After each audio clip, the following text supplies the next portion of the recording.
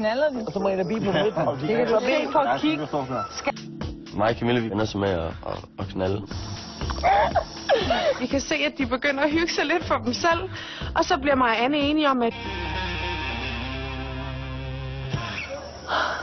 Jeg har ikke lyst til at være del af det her. Jeg tænker... Jeg synes, det er mega røv, og jeg ved slet ikke, hvordan jeg skal reagere på det lige nu. Jeg er pisse glad for ham, altså. Jamen, det er det. Og hvad er det, han laver?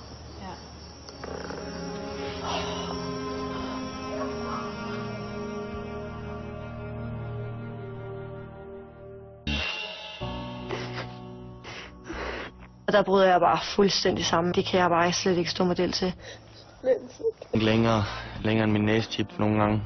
Tænker bare kun på, hvor jeg skal hen. Det derude, det er simpelthen bare... For barnligt.